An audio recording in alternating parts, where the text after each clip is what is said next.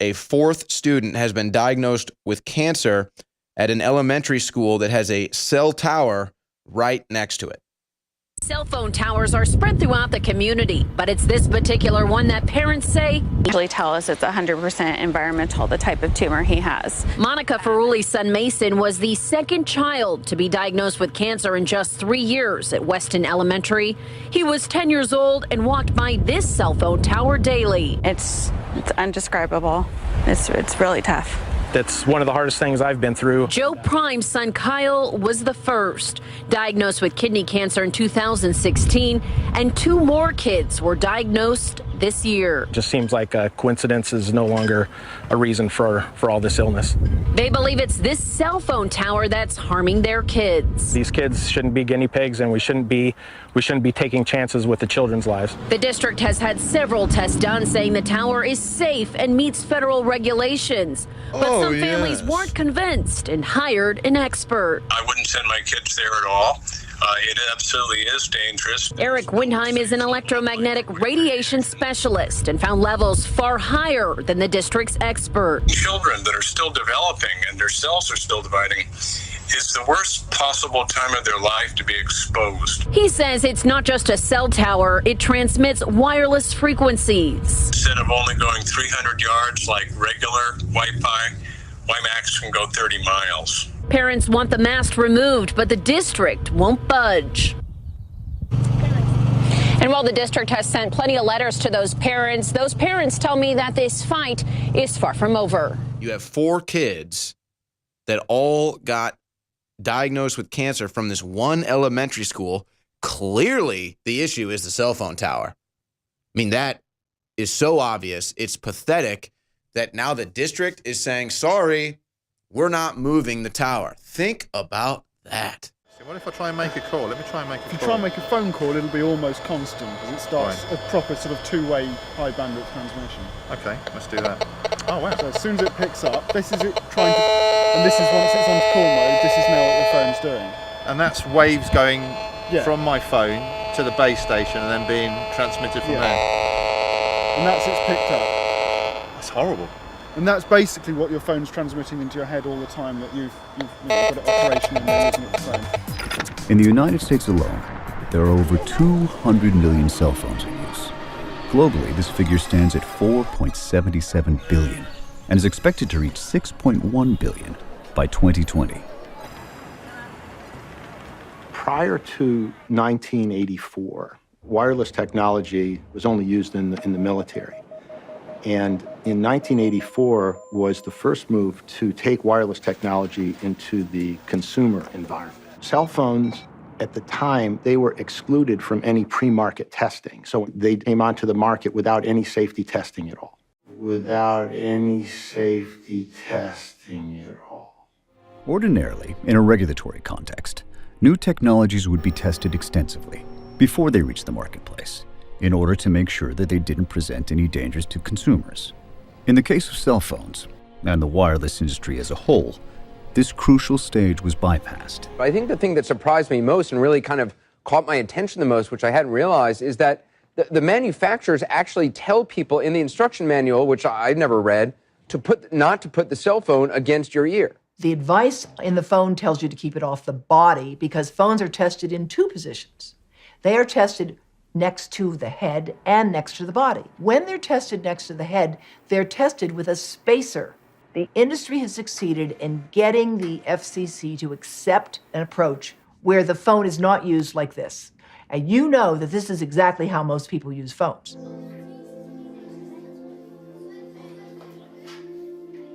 The particular concern is when you have a wireless classroom in schools.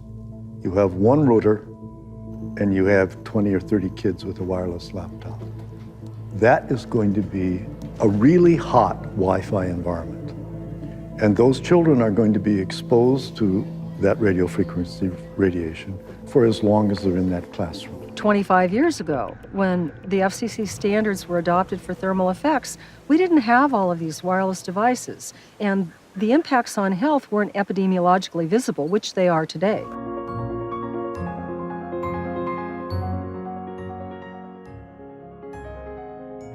one piece of this is particularly important, and that is the tablet itself. These tablets are extremely high radio frequency emitters. They have either 3 or 4 or 5 antennas built into the areas where you can hold one. When I looked at the Apple User's Guide, and if you take the time to scroll through it and you look at radio frequency radiation issues, there's a paragraph that will light your hair on fire because it says, a small percentage of people may be susceptible to blackouts or seizures. Discontinue use of iPad and consult a physician. If you experience headaches, blackouts, seizures, convulsion, eye or muscle twitching, loss of awareness, involuntary movement, or disorientation. When we evolved on the planet, there was no microwave radiation other than this infinitesimal amount.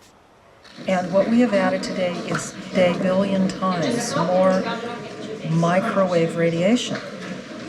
Our bodies didn't evolve with it, and we have no protection against it. So it's invisible, but it's a very real environmental pollutant. If I ask you how much more such radiation does penetrate your body today compared to like 10 years ago, is it twice as much? 3 times as much? No, it's a quintillion times more. That's a 1 with 18 zeros.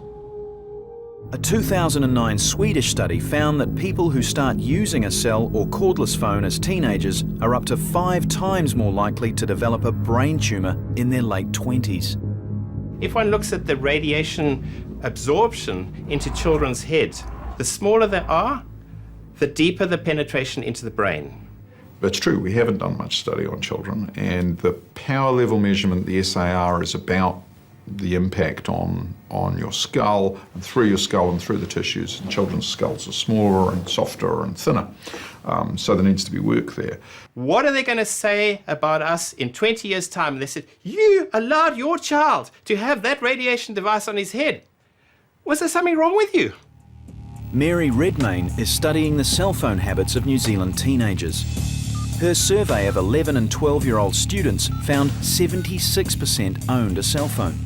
While there's quite a large group who are moderate to low users, there is a group at the top who carry their phone pretty much all the time, have it under the pillow or by the bed at night, it's turned on all the time. 6% had 2 mobile phones, generally because they wanted one with each provider. Don't let children use phones. They should not be given phones, at least under the age of 10, possibly under the age of 14. We have managed to round up a smartwatch somewhere in the building, so let's bring it over. Here we go. Okay, that's weird. Yeah, that so wasn't that's happening with any of the other stuff. Right, so that's the Bluetooth from the smartwatch. And that's going pretty much all the time you have that on your body. That's because it's searching for the phone, or? It's talking to the phone because it wants to get messages that come through your phone. Ow. Yeah. Okay, I don't know who owns this, but maybe they want to think about putting it on eBay. There we go. I wouldn't wear one of those for anything. I didn't know it was that bad, but my God. So that's constant. That's constant. As many hours as you have that phone on your body, you're getting that pulse. Yeah. And it's the same thing with like Bluetooth headsets. Right. So that's except it's in the eardrum. Mm-hmm. And the thing is, people forget this is a body electric. There have been books written about this. This is how healing happens. It happens through the electrical field of the body. It's how our cells communicate with one another. Mm-hmm. This is literally disrupting the cellular communications of the body. Exactly. New Zealanders living near high-tension power lines are living in a fog of EMFs. So just be careful you don't bang these. These concerned Auckland residents perform a simple experiment to make the invisible visible. Okay, just grab these fluorescent tubes, but not over the terminals, and then hold it vertical. Wow, like a lightsaber. Emissions from the power lines cause fluorescent tubes to spontaneously light up. There's the 220 kV line above us, and we're picking up the electric field, and it's lighting it up. The power everywhere around here must be really strong. You can imagine what it would be like for people living under these things, children especially. Population studies consistently show that children who live near high-voltage power lines have double the risk of developing leukemia. Accordingly, the World Health Organization warns that these lines can possibly cause cancer.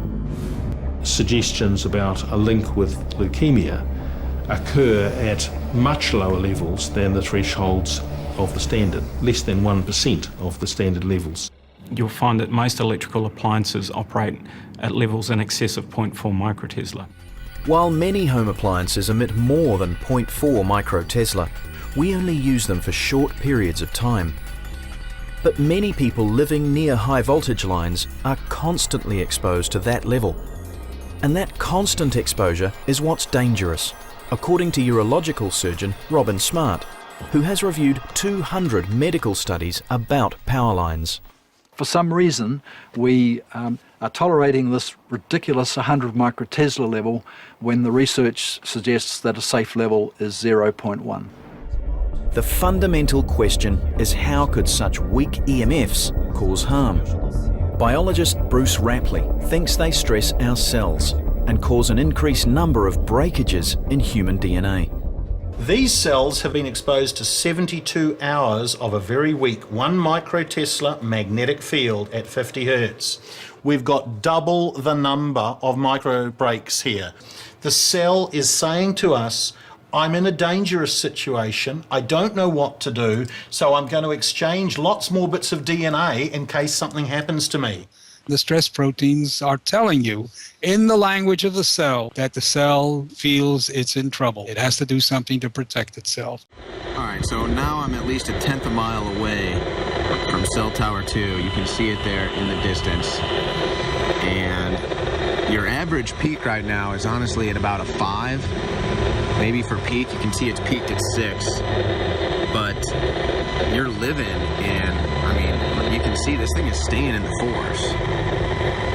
So you're seeing what you're living with here. We're dealing with residential communities, hundreds of people, perhaps even thousands. I mean, honestly, when you want to, if you really want to aggregate this, and you talk about all the cell phone towers and all the residential communities, you're talking about millions of people. And they're living in, peaking at 4.5, you know, living in the 3s. That's unhealthy. I'm sitting here in studio right now, and we're averaging about 2.5 here. All right? That's in the War Room studio here. Rob Dew's going to give me a phone call. All right, I'm going to answer now. So now I'm live on the phone. Look at that. It doesn't ever go under 6. You're getting blasted when you're on your cell phone, ladies and gentlemen. Okay? Don't put this thing up next to your head. This is one of the keys to the grid, the introduction of 5G cellular technology to blanket planetary life with ultra-high microwave frequencies. This is the level of power they need, at very least, to run this grid as they want it. And that's why they're rushing out this health-destroying, perception-destroying 5G as fast as they can without any regulation. And if you look at these 5G transmitters here, because of the nature of the way it works, you need transmitters very, very close to each other. You're talking fantastic numbers of these transmitters in streets and communities pouring out this 5G microwave health-destroying shite. And it's working on the same frequencies that they use for crowd control weapons, which operate by burning the skin and making people run to get away from it. The 5G revolution will touch all corners of our country. A lot more antenna siting decisions by local governments, and tightened our shot clock for siting application reviews. America's local governments will play an important role in determining how we fulfill this national priority. So when you think about all that, folks, that's not a very comforting scenario. It's really not. And when you look at the effects that this has on the immune system, on the heart, on all sorts of things, folks, effects on plant growth. I mean, forget about having organic food once you've got the 5G system installed, because it's going to change all of this food. It's going to change the cell structure of all of this food. And so we have children being brought up in this incredible irradiated environment. And we had a report in Britain a few months ago which said there'd been a massive increase in brain tumors, especially among the young, but they didn't know why. Oh, I think I can give them a clue somehow.